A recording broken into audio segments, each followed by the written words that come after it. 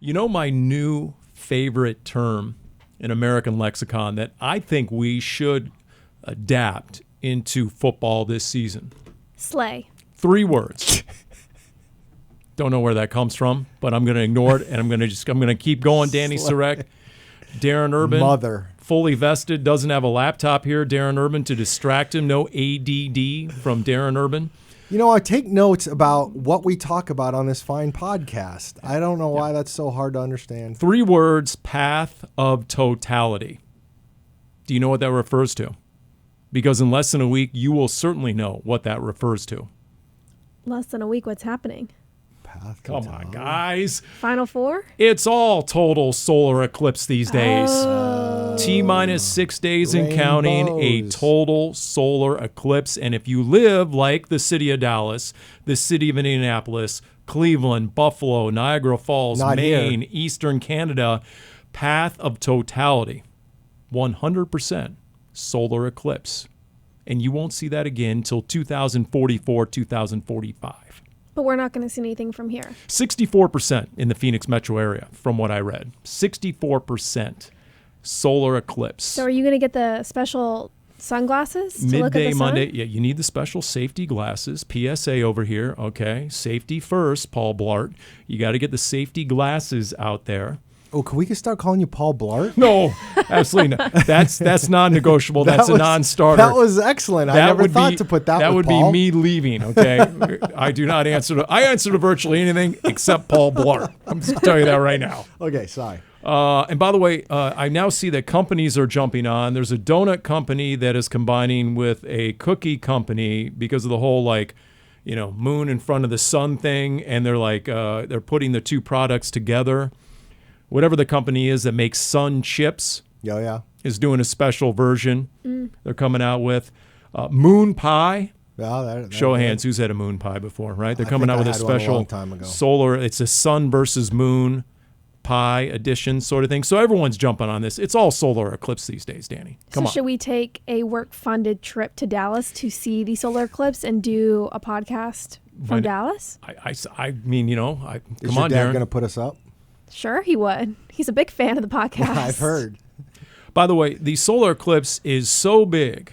How big is it? New York prison inmates are suing to watch the solar eclipse Suing who? after the state of New York ordered the prisons locked down midday Monday. And they're arguing there is an actual lawsuit that is making its way through the New York courts where inmates are arguing that it violates their religious rights because a total solar eclipse is integral to certain faiths and religions. So It's also Wow. integral to a possible escape when it's dark. yeah. Oh, by the way, if we are going to Dallas, you can take certain airlines have advertised eclipse viewing flight pass, so you can actually get an eclipse view. That would be pretty dang cool. We need to get on. Wait, what? You go up in flight. You were going to say space. Let's take Redbird 1, and we'll go up 40,000 feet, and then boom, we can watch the eclipse right in the path of totality. We'll fly right through it. Did you tell Surf this? This is a content idea. That's right. I'll work on that. Darren, like you do, sir, you know, you work on your laptop, and this will be my turn. I'll work on the laptop during the actual podcast here, okay? Cardinals Underground brought to you by Pacific Office Automation. So how do I tie that into the draft? I don't know, but I'm intrigued. I'd say the only event bigger in the month of April than the NFL draft would be the total solar eclipse. That would be my segue right there. Yeah, I like that. Yeah. Well, the people playing in the Final Four are probably disappointed you said that, That's but right. that's okay. Especially when it's in town. You're right. So here's the question on NFL.com a few moments ago. Will the first 4 picks in the 2024 NFL draft be quarterbacks for the first time ever? First time ever? Really? I say yes. Let there because be it helps your narrative. a 4th QB. For the first time ever, quarterbacks will go 1, 2, 3, and 4, meaning the Cardinals will trade out. They'll maximize it, cash it in, and then boom. Question is just how far back do they go? But considering the Giants' ownership, John Mara just came out and told the media that he's authorized the decision makers with the Giants to go after a franchise QB in this draft. I'm guessing Monty Ossenford on line 1 or 2 has the New York Giants And then in line 2 or 3, he has the Vikings, the Broncos, and the Raiders. And he's leveraging all 4. The Giants would be pretty intriguing because you're only dropping a couple spots. Hello. Yep. But I don't know.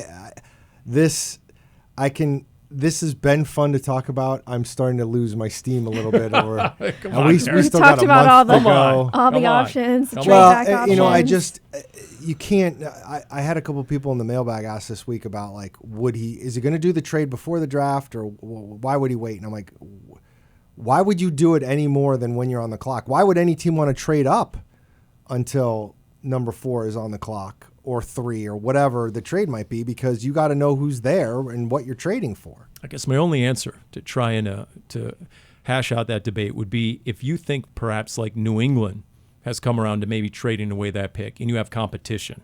Someone could trade up to 3 instead of 4. If you're the Cardinals? If you're the Cardinals, why would you not want to wait? What if New England brokers its own deal to move out of 3 and you lose your trade partner because maybe 1 or 2 other teams who might have been willing to trade up now realize, you know what? I can stick and pick Bo Nix, Michael Penix. Maybe I can get them 11, 12, or 13. My argument to that would be if the team that's talking with the Cardinals about a potential trade thinks they have a chance to trade to 3 instead, why would they trade with the Cardinals?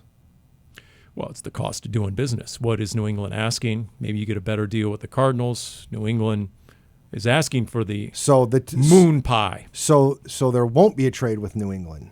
No, I'm saying, do you try? No, I know what you're saying. You try and circumnavigate New England and the possibility of losing. I feel like you're just driving it back to it's going to be the night of the I guess draft it falls anyways. under the a bird in the hand is better than 2 in the bush. And I don't want to hear about 2 birds in the bush. Maybe I'll get to that story a little bit later. Bird on the hedge, 2 birds in the hedge. That's right, exactly. But that would be my only thinking on that front. I get it, but I don't see. Especially if you want to finalize a deal with the New York Giants, because you're like, oh, you know what? Number 6 is a lot more attractive than 11, 12, or 13. Let's get a deal done with 6 now, because now I get one of the big 3 receivers. But again, why would the Giants trade up now? Because I just told you, ownership says, you know what? We need a franchise quarterback. So let's make sure we're in the top 4 because we believe there are 4 franchise quarterbacks. Before I comment, can I be clear? You're saying New York would make a trade with the Cardinals right now. Yes. So then what would stop New England from still making a trade, and then New York is making a trade to not get the quarterback they could possibly want? There's a fly or something. No, well, what Paul is saying is that the Giants apparently like 4 quarterbacks, which seems really odd to me, but okay. And that if any one of the 4 is there at 4, they wouldn't care. Now, I don't think that's how teams operate, so I don't think there's any chance that I mean, if you're New York and you're going to make a trade, you'd go for 3. Well, you know what Darren needs over here? Darren needs yet another mock draft. Lance Zierlein 3.0 that came out earlier today.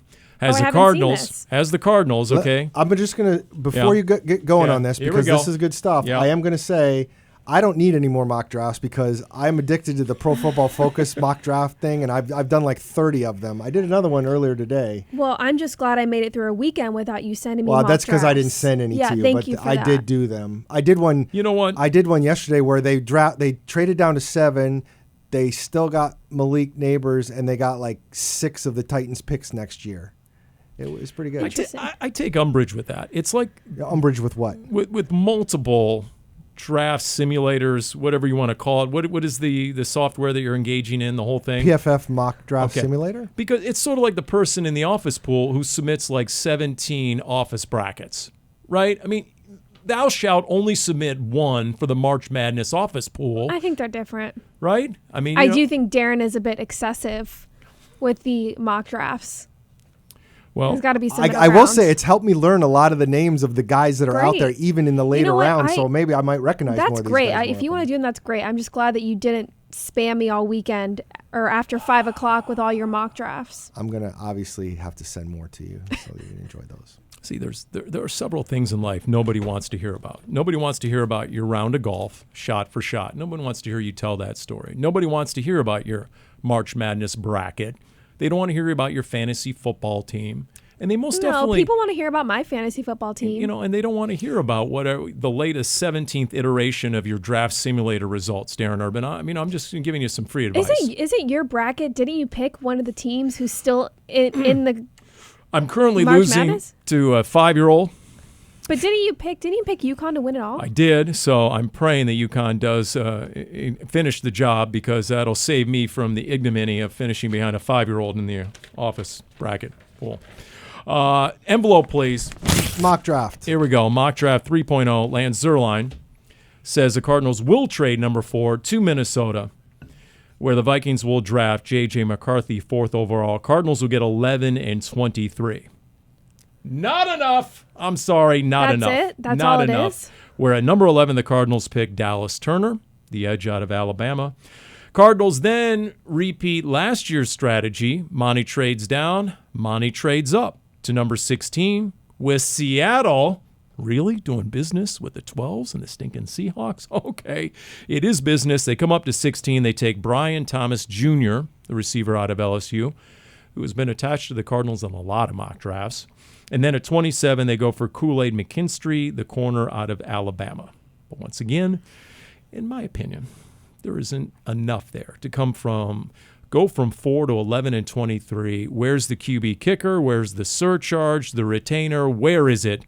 Once again, the Cardinals need to wet their beak if you're coming up for your franchise quarterback. It's interesting. I like the picks, and I like the positions that are being addressed, and I like the picks specifically for that, especially because this is not a deeper draft when it comes to edge rushers or cornerbacks. So picking up 2 of the top in the first round, I like that. Brian Thomas out of LSU has gotten a lot of good reviews in terms of what analysts are saying that he can do. I think it's one of those situations where this is just a draft class with some really, really top wide receivers. That's one of the names that just kind of falls when you're talking about that. My problem is you're not getting enough from Minnesota to draft presumably a franchise quarterback, which is what they need. That's what I don't like about that. I have no problem with the positions or the players specifically. You need more.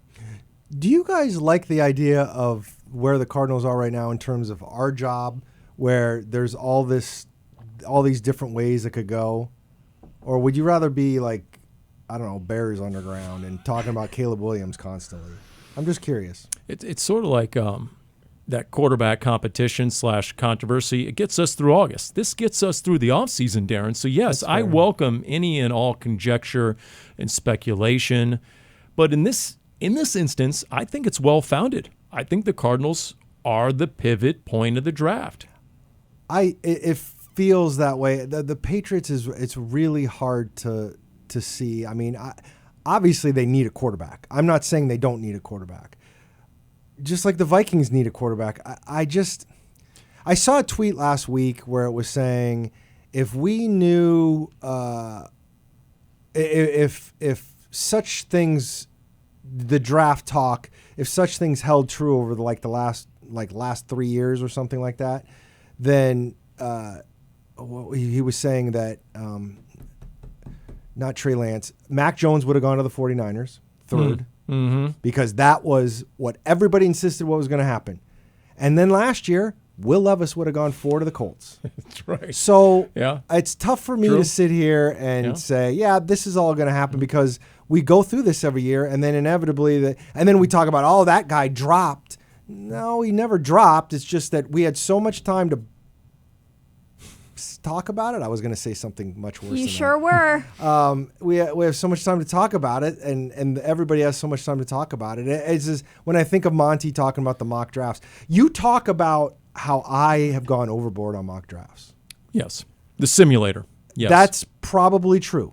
I'm not going to deny that. You'll own that. At night, it fills up some time when you're waiting for a pitching change watching the Diamondbacks. However, at least you can watch the Diamondbacks. That's also fair. You really needed to work on that. What everybody's doing that. Everybody's got multiple mock drafts. Everybody goes and does multiple things. We are not doing a mock draft here, but in a lot of ways, we are doing the same thing every time we get on the air. We're like talking about all these different things that possibly could happen. Pick one, Paul, and move on. So on Twitter, on social media, there was a term that was trending to start this week, pump and dump. It's a Wall Street term. They pump up yes. a stock, and then you sell it, you dump it, right? There's a certain stock that went way up and then went way down to start this week. Don't really need to name it. I'm just saying the whole pump and dump. And it made me think for a moment, I'm not sure this Did is you where... buy that stock? I did not. Okay, Way good. too volatile for yours truly. Good. Maybe later, Danny, if you're lucky, we'll give you a Bitcoin update. So this pump and dump term, could it be applied to what the Arizona Cardinals are doing with the fourth quarterback? You know what, guys? Guess what? J.J. McCarthy is that fourth quarterback. You need to come up and get this fourth, and there's only 4 franchise quarterbacks in this draft.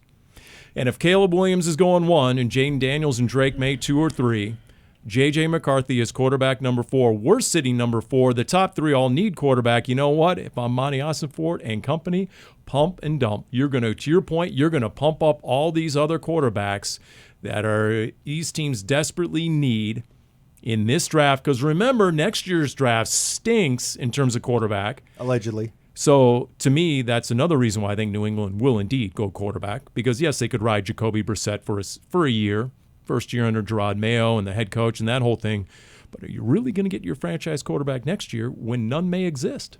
There's no need for Ossenfort to pump up J.J. McCarthy because Jim Harbaugh's already doing it. He's already doing the job for him so that they get whoever the Cardinals trade down at 4 and the Chargers get whoever they want at 5, which the fact that he's doing that tells me that they want a wide receiver because that is what's being mocked to the Cardinals. And the fact that Sean Payton said on his own, unprompted at the owners' meetings that it's a good time to be Monty Ossenfort and you're in a good place. There's no need for Ossenfort to go out and start talking. I bet you Monty's not saying one word because this is like organically happening. I mean, it is what it is. I think he knew he was going to get some phone calls.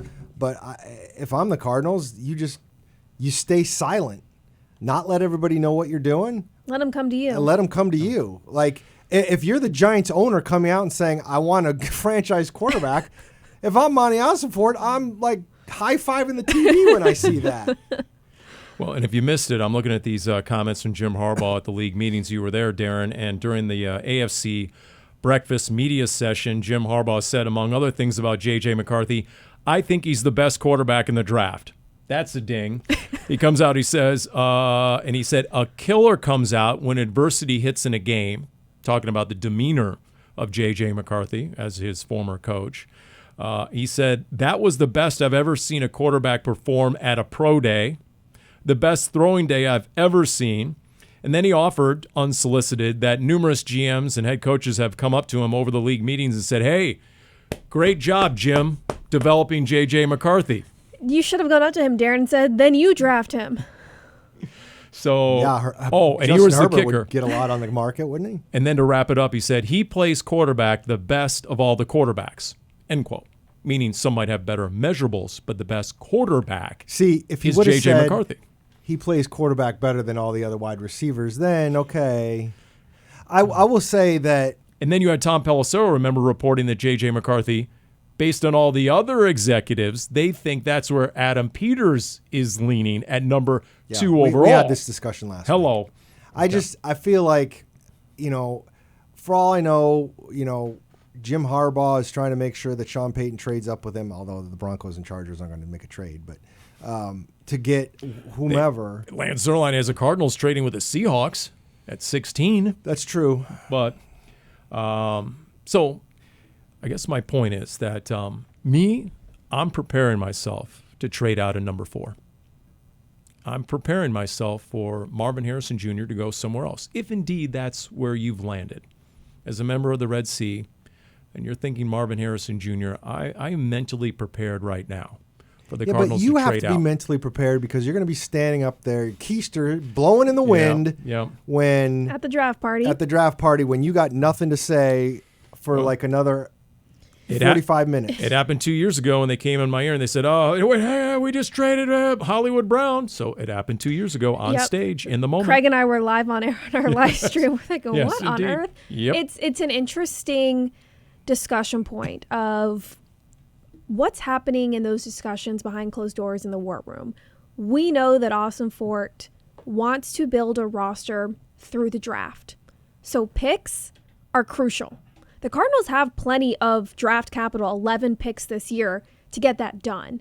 When you're trading down out of 4, if that's what they decide to do, clearly you're going to get more picks. You're going to get more capital. And for a team that is still in a transition phase in the Cardinals, that is valuable because we saw that they didn't spend a ton of money in free agency. That's not really the right move right now. The right move is building through the draft. So that makes sense to trade down and get picks.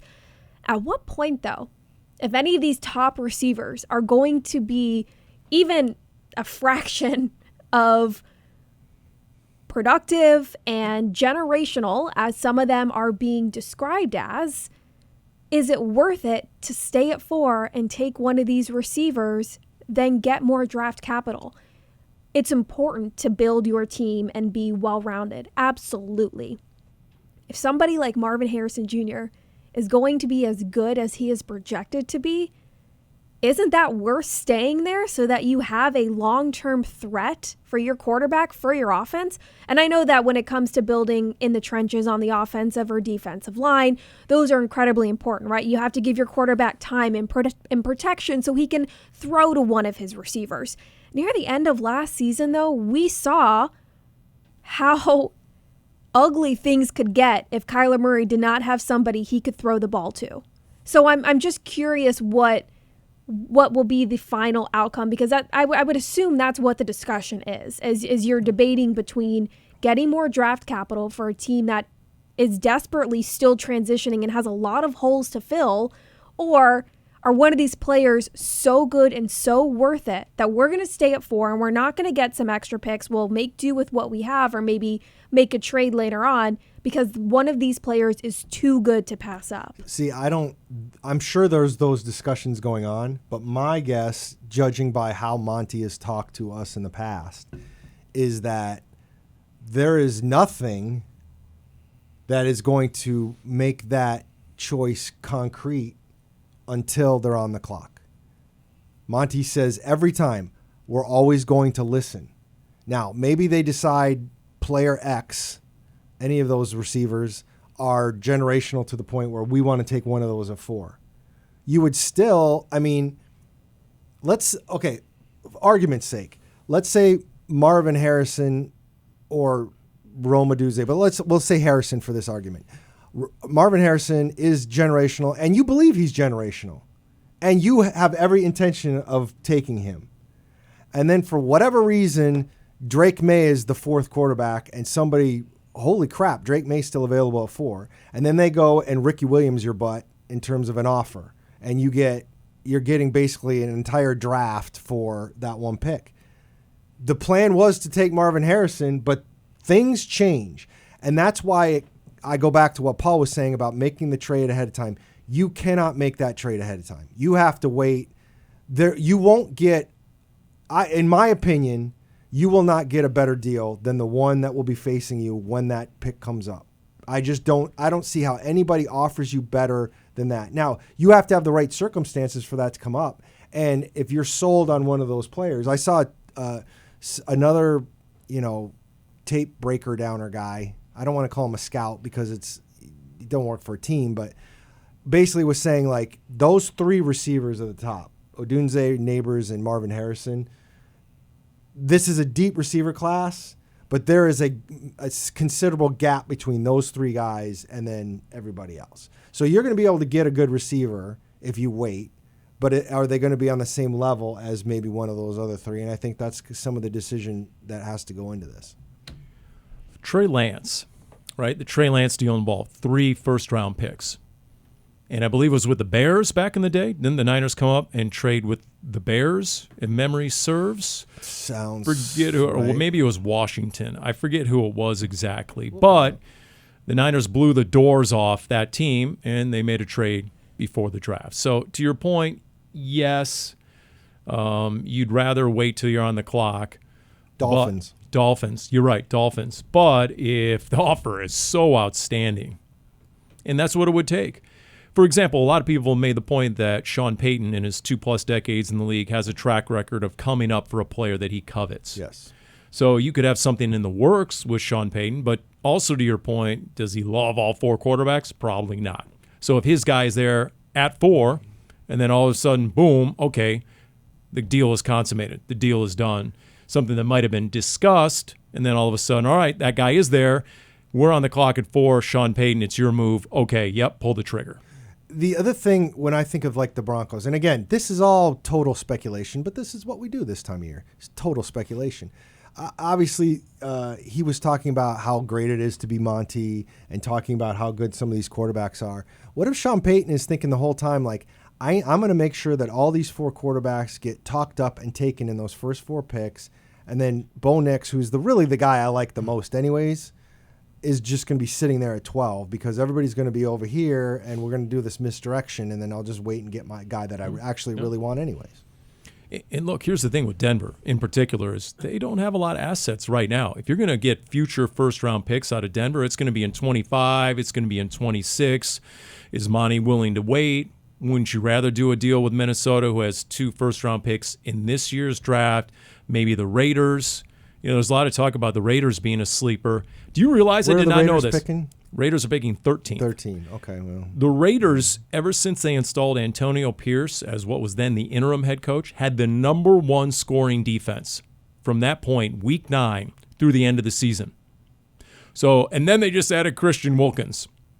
So if they can just get some competent quarterback play, the Raiders feel like they would be in play for a postseason berth. So I think the Raiders are a sleeper in the old trade scenario to come up. Are they really going to go with Gardner Minshew and Aiden O'Connell?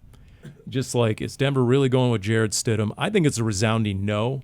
There's no way Minnesota's going to go with Sam Darnold for an entire season. No way? No chance. Your season is done before it even begins. How do you sell that to your fan base? They have to do something at quarterback. See, I'm going to argue.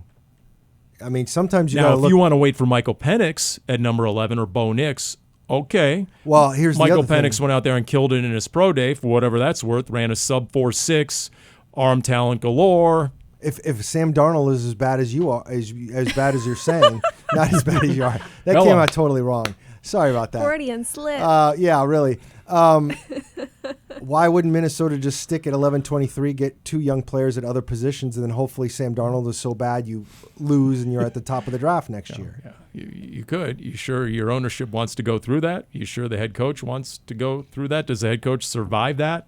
Does the GM survive that? I'm just throwing these things out there. I'm just saying, if you look at, for example, these pro days, like the Giants were really well represented at these recent pro days. That doesn't mean anything, right? I'm just saying, when all of a sudden the nice, Giants, Darren. when the Giants are out there and when the Giants send the head coach, the GM, and the quarterback coach all the way to Seattle for the Michael Penix pro day to watch it in person, I think that's telling a little bit.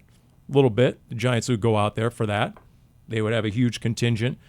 The Drake May pro day, Giants were well represented there. Washington, Denver, and Minnesota, very well represented at the Drake May Pro Day. Really, not many forecasts have Drake May escaping the top 4 or 5 at worst. So it is curious to see those teams in the middle of the first round so well represented. Yes, to a certain extent, you would also think those teams would do their due diligence, right? You probably know there's a chance you need a quarterback. Okay, well, probably going to have to move up, so let's at least go see if moving up would be worth it for one of these quarterbacks. I was going to say, doesn't really Washington alarm me. And once again, what did Sean Payton also say about Monty Ossenfort when asked, is it realistic, Sean, you could trade up and get one of those top 4 quarterbacks? And he said, yes, it is realistic. And then that's when he threw in it's good to be Monty right now. As in, once again, that's the pivot point. So Paul just wants to take everybody at face value, and I appreciate them. Just throwing it out. Unless New England goes rogue. But once again, if you can go down to 6 and still get one of the top 3 receivers, for example, reports say that Malik Neighbors is visiting the Cardinals today on a top 30 visit. Okay. I'd be surprised if they didn't have all 3 of those. Didn't visit all 3 of those guys, though. Me too. So that doesn't mean anything. And that's the one thing. Which at this point, too, is it's important for medical, since not all of those players participate in that, the combine or their pro days. Once again, the one area where I push back on Marvin Harrison Jr. just a little bit is that if you truly think he's such a generational talent at the position, then why is there a lot of noise, a lot of discussion, a lot of varying opinions as to who's the best receiver? There's a lot of noted NFL talent evaluators who are on the Rome Odunze trade, or Malik Neighbors versus Marvin Harrison Jr. So if it was such a slam dunk and he's such a once-in-a-generation receiver, why are there two other receivers in this draft who seemingly are competitive with him? I wonder if it's at this point it's just has been so much talk about Harrison for so long that now it's less about Harrison falling and more about maybe Odunze or Neighbors impressing and seeing if the gap is not as large as it was when the offseason started. I first of all, other than fans, like, who called him generational? I mean, all I heard from the time he was a freshman that Trevor Lawrence was going to be generational, and I'm not a big fan of those facts. I mean, I did think, Larry Fitzgerald was thought of very highly when he was coming out. I don't remember anybody saying he was generational. He turned out to be. How the hell are we supposed to know that? I'm coming off a very healthy discussion with Craig off Cover 2 podcast about this, and essentially the risk of drafting a positional player like a wide receiver at 4.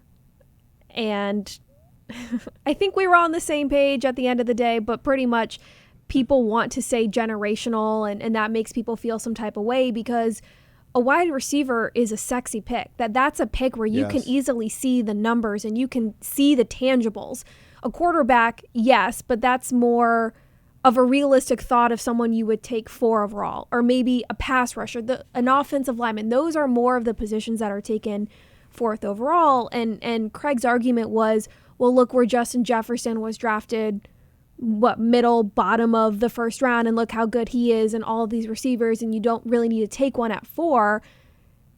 But at some point, a player is going to be worth it. And I think people have this hesitation of, oh, well, everyone's saying generational and you don't know that and that's not worth the risk, when the reality is every top 4 pick is a risk. I mean, how many quarterbacks drafted in the top 4 in the lot, right? So I agree with you. That's my long way of saying that of I don't like throwing out the term generational when we haven't seen these players step onto the field. I also don't like that argument being used against drafting a wide receiver 4th overall of, oh, everyone's calling him generational or Hall of Fame talent, and I just don't believe that, so we should take a tackle. Like, you have to take it for what it is at this time of the year of nobody having anything else to talk about besides the draft. The thing is, and you brought up Justin Jefferson, but you talk about Justin Jefferson or A.J. Brown or whoever the great receivers are at this moment. Like, when I hear generational, I think of one of one for a good long time.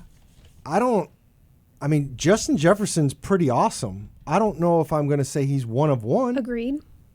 Why would Marvin Harrison be any different? Like, and that goes back, like, even as great as Calvin Johnson was, and he was great, I don't know if I'd call him generational because Fitz was playing at the same time, putting up similar type stuff. Let's be honest. What sort of difference maker was Larry Fitzgerald in between Kurt Warner and Carson Palmer? What sort of difference maker last season was Justin Jefferson after Kirk Cousins went down? You're going to get a certain segment of fans very angry with you with that conversation. I'm saying the position itself is dependent on the quarterback. And that's what I'm saying. And the quarterback's protection. Not that you're ripping on Fitz, but this idea. No, not at all. I'm saying the position itself, which brings us back to last week or the week before where I threw out there, how do we know that Monty Ossenfort even values the receiver position at number 4 overall? That's... Well, we were talking about the Rondale Moore trade. Yes. So, well, this is a great time to bring it up. Like, right. Where is this Cardinals wide receiver room right now? I mean, let's. I think it's fair to say they need somebody. They got Michael Wilson. So correct me if I'm wrong. Right right now, under contract in the fold for this coming season, Michael Wilson, Greg Dortch, Zach Pascal, Chris Moore, 31-year-old free agent who's a 5th receiver, special teams guy.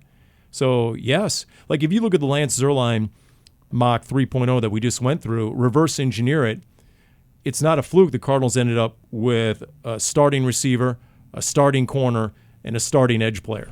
Those are the 3 most glaring needs on this roster right now. And all 3 have gone unfulfilled in the offseason by design, I'm guessing. I'm guessing Okay. because Let's make sure you it's put that coming in there. early in this draft. I'm guessing that you have designs on filling those 3 spots somewhere between number 4 and number 35.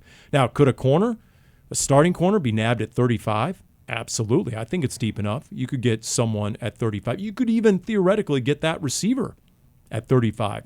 I mean, there's a lot of names of other guys in this draft beyond the big 3 that really tested well, that have some really good film. A.D. Mitchell out of Texas, Brian Thomas, obviously, who's really been climbing. The Ricky Pearsalls, the Keon Colemans, Troy Franklin, who was the number 1 receiver, is 6'2" and a burner for Bo Nix at Oregon. And then the one that's coming up right now, and our own Roy Green is cited as a sleeper, is the kid out of South Carolina, Xavier Leggett, 6'1", 225, ran a 4.39, and really was only featured as a receiver this last season. He finally got over 30 targets, and he killed it.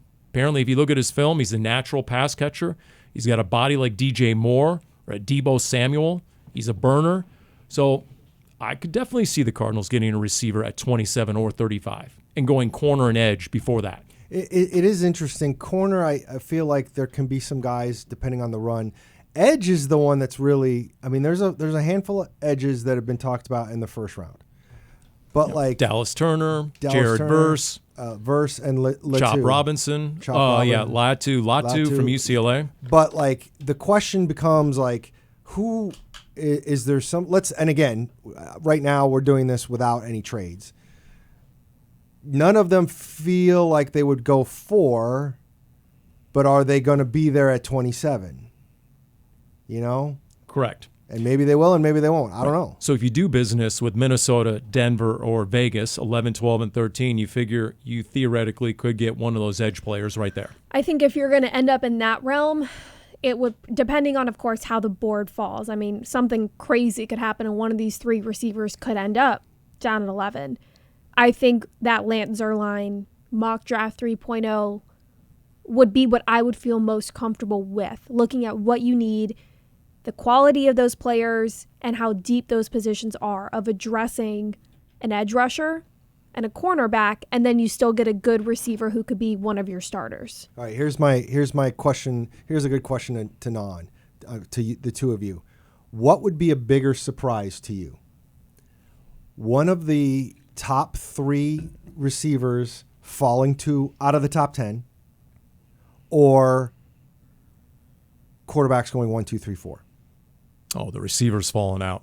I think quarterbacks are going 1 through 4 right now. I truly believe that. There's so many teams who have such a dire need for quarterback. But those 3 Chargers are going receiver. Okay, so if you go, that means at least one is gone by 5. Jets probably going receiver. Are they? Wouldn't they go offensive line maybe? Maybe. Somebody suggested the Jets might take a quarterback. Yeah, there's been because Aaron Rodgers is going to the last year of his deal. And then might run for Congress or something. What would happen with Aaron? Well, remember what happened after the Packers drafted Jordan Love? No, I don't remember what happened. Phil, please let us know, Paul. Aaron Rodgers won another MVP the season after that. So that's what it takes? Because he was triggered. Because I think he's join the club, Aaron.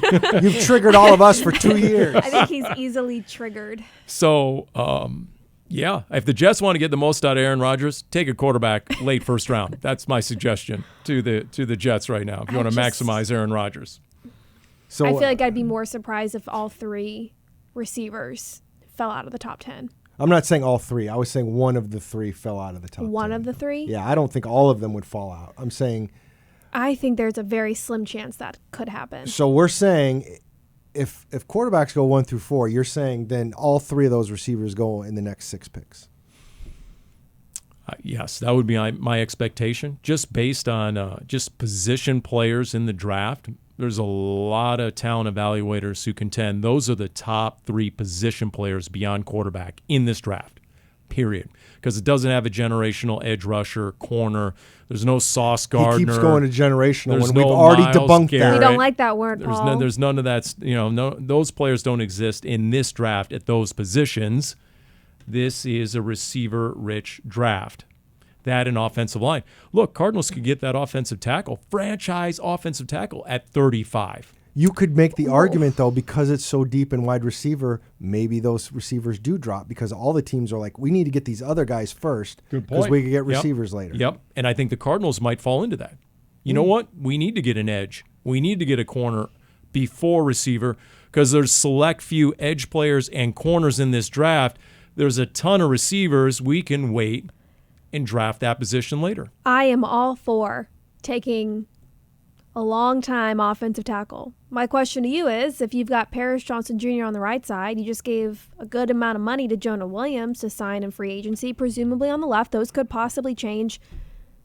What are you doing with the tackle at 35? Well, you make sure in this isn't next level, but you make sure that rookie tackle can play guard. Yeah. And he I like plays that answer. for a year or two. Yep. The kid out of Oregon State, Fuaga, I think is the last name, really athletic, really versatile, has played both. And there are guys who come into this league as tackles. They're asked to play guard at first, and then they're so good at it, people just leave them there. You could make the argument. The Cardinals made Leonard Davis a guard back in the day. The number 2 overall pick, he was drafted as a tackle. They made him a guard at first. They kept him as a guard for his first 3 seasons. Denny Green came in here and said, we're paying you too much money. You're too big. You have to be a tackle. They made him a tackle. He was solid. It's okay. And then he left as a free agent, went back to playing guard with the Dallas Cowboys and made like 27 Pro Bowls in a row or whatever. I know that name. So, I mean, just because you draft him as a tackle doesn't mean, and if you play him as a guard, maybe that works out. But either way, if you get a high-level guy, that makes sense. I like that. I was just curious. I know. By the way, did you see the Good Morning Football just they about still a on the week air? ago? They are no longer on the air. Okay. Their penultimate show, second to last show, they had a panel question. Which team needs to nail its first-round pick? And Jason McCourty answered, the Arizona Cardinals. When asked why, he said, well, when you watch the team on film, they're better than you think. This was Jason McCourty. And I had a chance to be around Paris Johnson Jr. this offseason, and now Jason McCourty's saying this. This is Jason McCourty saying this. He said, now you need to take the next step by either Marvin Harrison Jr. or trading back. Take that next step like Houston took last year. And then Kyle Brandt chimed in. It doesn't sound like a compliment, but the toughest 4-win team you will see in a long time, the Arizona Cardinals. So their thinking and rationale, if I'm translating this correctly, and as I was watching, I hit rewind and I transcribed it, is that, okay, yes, only a 4-win season, but there's a lot to like on film. And when you fortify the roster, they put in the culture, they put in the playbook, they know what they want, they know what they need. And if you can fill a couple of these gaping holes with 11 picks as it stands right now in this draft, plus what you did in free agency, if you're looking for a team, and it happens every year, worst to first, now I'm not saying in this division, it's not like the Texans division, but if you're really looking to take that next step, the Cardinals realistically could be portrayed as that team, if indeed they nail the first round, which was the genesis of the question. I think that makes sense. You can't have back-to-back seasons of you were a really competitive, good 4-win team. This is the time the Cardinals are going to have to make a jump. I'm not sitting here saying they're going to have 12 wins by any means. You absolutely need to see a jump in production, in wins, and all of that. Everything else off the field or when it comes to the effort that is being put out there, that was all set this year. This is the time where you need to start seeing those wins start to increase in that win column. So I would agree with that. And guess what? You have a 2-time Pro Bowl quarterback. It's not like you're breaking in a rookie quarterback. Now, what C.J. Stroud did last year, that's why it defied all expectations. Rookie quarterbacks don't do that in NFL history. Wait, you're telling me the Cardinals pick from the Texans isn't in the top 5? Once again, is another reason why the Cardinals need the QB kicker, the surcharge, the extra resort fee, if you will, added to number 4 overall, because you don't know where that future first-round pick is going to wind up. If there's a surcharge to get picked up or dropped off from a rideshare to the airport, there should absolutely be a quarterback surcharge if Facts. you're trading in the NFL draft. Thank you, Danny. Appreciate that. You're welcome, Yes, Paul. indeed. Yes, that's so.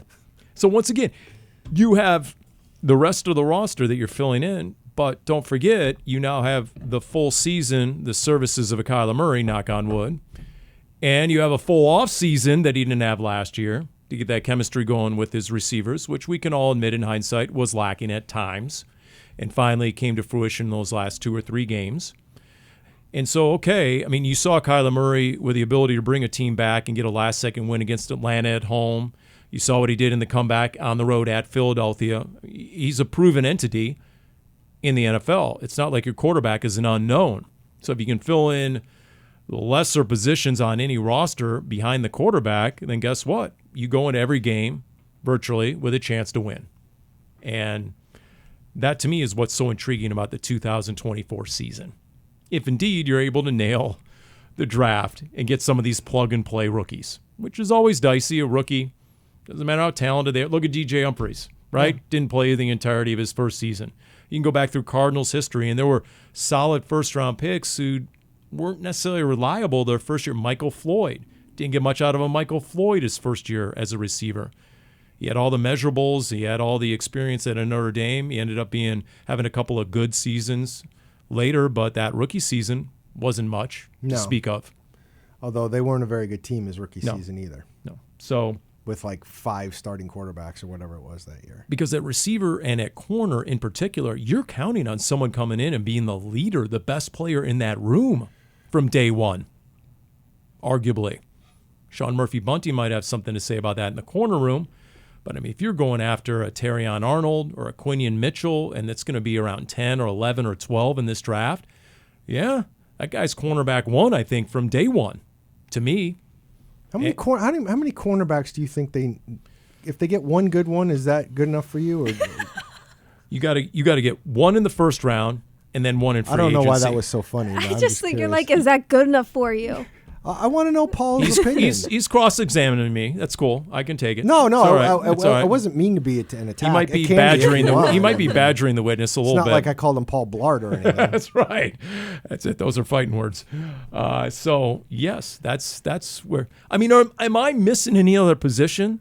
Wait, you didn't answer that the is question. Plausible or feasible in the first round beyond corner, edge, receiver? I mean, if they come out and take guard in the first round. Of course, D tackle. I could see D tackle in the first round. A defensive tackle makes sense. I don't know.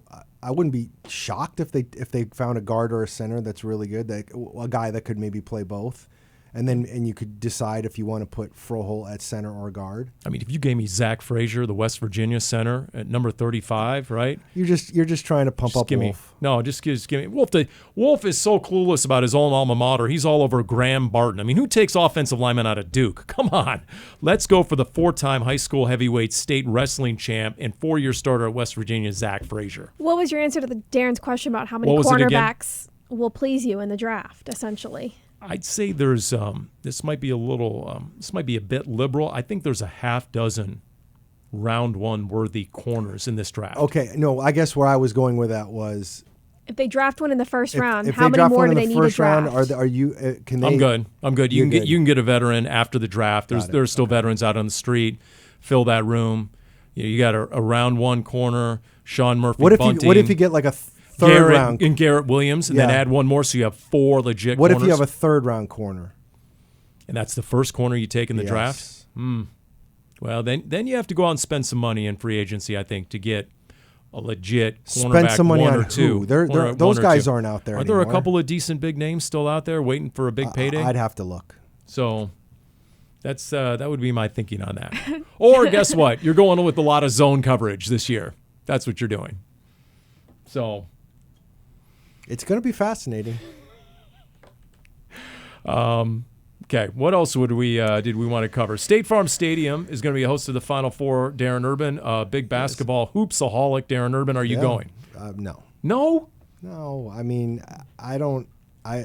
Unless somebody wants to give me tickets, and you know where to find me here at 8701 South Hardy Drive, Tempe, Arizona, 85284. Don't give away our address, Darren. Yeah, because you can't find the address anywhere on the internet. Come on. Maybe I should change the topic and throw out there. Are the Cardinals really going to draft a running back in this draft? Are they going to draft a running back? Yes. In this draft? Yeah. Yes or I no? think that's a Yes? big question. I think late. Day 3. I could Yes. see day 3. No earlier than day 3. I You've been think kind of stumping for a running back, though. You have 11 picks. One of them should be a running back. I think so. Yes. If That's you had fair. 6 or 7 picks, no. But with 11 picks, yes. If you finish with 11 picks, you don't know what True. what Monty's gonna do with the packages We'll and see. stuff. Yeah, we'll see. But if you have designs on a path of totality, as we mentioned with the eclipse, totality in this draft would be to get a day 3 running back. Okay, that's fair. That's fine. So I'd throw it out there. Are you gonna sick Pico de Gallo on your? That was going to be my question. no, What was the final name of your dog? I forgot to ask in the podcast last Okay, week. Last we well- talked to you, there were about 12 names you were deciding between. Envelope, please, again. Cheeto. Cheeto was the winner. I had no say in it okay. whatsoever. Once again, 3-1, outvoted in my own household. How's it What been did with you the vote dog? for? I didn't want neither the dog nor the name, and now I have both. Well, So, how's it been with the dog? Because you were complaining that there were been two dog beds in the Yeah. house, and I was trying to Yeah. explain to you, well, yes, of course, you want the dog to be in the room where the family is, and you want them to have a comfortable spot. I don't know why that was so crazy to you. I would have 3 dog beds. Am I seeing double Yeah, you here? would We have have 3 dog we have beds. 2 brand new dog beds. Didn't I just see a brand new dog bed in the other room, and now I'm standing in front of another one? Is that truly necessary? Yes. Okay. How many Paul beds are in that house? Yeah, exactly. Well said. Wait, Darren. so are Thank you liking the dog? I'm You're tol- not you're not walking it or taking care I'm of it. though, right? tolerating the dog. Oh. I'm dealing with the dog. Now, the dog does have a propensity to steal socks. He thinks it's funny to shun all his toys and turn your sock into a toy. So he'll steal the sock. If you're missing a sock, where's Cheeto? He's got my sock somewhere. So there's that. Now, I do have a instance with some wildlife hitting my back window, a couple of birds who I tried to deploy Cheeto. No free lunches around here. Your job is to get out there at the crack of dawn and, Your Chihuahua wiener dog is Yes. okay. he needs to be a watchdog and get out there and shoo these birds away, okay, before I take the 17-year-old punk's BB gun and take matters into my own hands out there because he's waking everyone up at the crack of dawn. But apparently that's an absurd expectation to expect the dog to get out there and guard the back of the house. That I mean, come on. type of dog, yes. I see. So apparently the dog is so small that he's How small is he? that apparently he can be the target of a hawk or owl.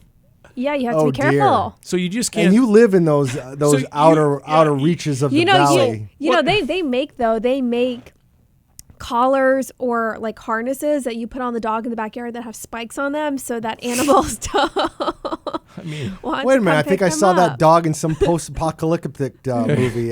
so we. I'll send you Mad some Max, links. I'll Beyond send you some Cheeto. options. So once I found out that the dog was prone to being picked off by a bird of prey, I said, well, why don't we trade this dog back in? We're still within a month on a bigger dog, and that didn't go over very well. I was portrayed as heartless. Well, mostly it's because they didn't want to name some other bigger dog Cheeto. So, yeah, it's been a process, Dani. It's been a process. So, You'll get there. by the way, I'm soliciting dog sitters. The 2 of you are volunteering during summer You live vacation pretty time. far, That's right. so unless the money's good. Yeah. So, did you see the SpaceX launch out the back of your apartment, Dani? You caught the first one. Did you see the other one over the weekend? There was another one. Was that the path of totality it took? Yeah, you're right, Darren. Forget that because we got something much better coming our way. It's going to be the total solar eclipse. I'm going to sidestep any Elon mentions here. By the way, if you're in the Dallas area, I don't know if it's Dallas or if it's in Canada. 4 minutes. They're close to each other, though, Paul. 4 minutes and 28 seconds of complete darkness in the middle of the day. Well, is it Canada or No Dallas? joke. I don't know. It's pretty much the One same. of the two. That's why I tell Wolf about his native Buffalo. I mean, Buffalo is pretty much Canada. You know what Pretty I mean? much. We should have sold off Buffalo to Toronto years ago. We go to Buffalo this year. Yeah, that is right. You're right about that. So, by the way, any intel on where the joint practice is going to be held?